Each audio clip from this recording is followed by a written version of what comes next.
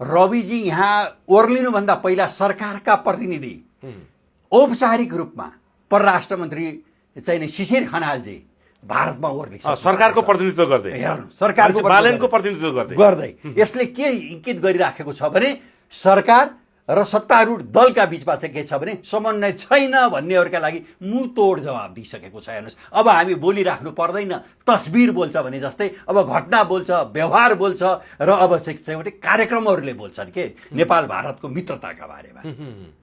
त्यसकारण यो चाहिँ के छ भने हाम्रो एउटा चाहिँ गौरवपूर्ण सम्बन्ध स्थापित गर्ने एउटा छलाङ हो, एउटा क्रमभङ्गता हो। त्यसका लागि चाहिँ मैले फेरि पनि भने नि, जुन आँट गरेर हेर्नुहोस् त भारत जस्तो भीमकाय त्यो विशाल के अरे शक्ति राष्ट्रसँग पनि एउटा नेपाली टोपी लाएर एउटा नेपाली दौरा सुरुवाल लाएर जुन किसिमले एउटा प्रस्तुति भयो हेर्नुहोस् रविजीको, त्यो ऐतिहासिक अवसर, एउटा राजनेताको रूपमा उदाउँदै गरेको त्यो अनुहार देखिन्छ रविमा।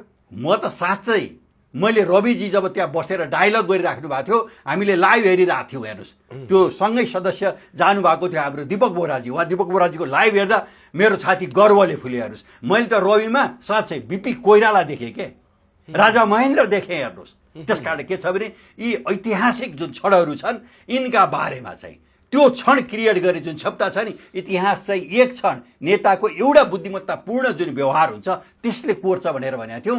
र रविजीको यो भ्रमणले एउटा इतिहास कोर्छ भनेर मैले तपाईँकै लोकप्रिय मिडियामा 2-3 दिन पहिला बोलेको थिएँ। र मलाई आज गर्व के भएको छ भने नि हेर्नुहोस्, हामी अन्दाज गरेर बोल्छौँ तर मेरो भाषा र रविजीको भाषा ठ्याक्कै जुन मिलिराखेको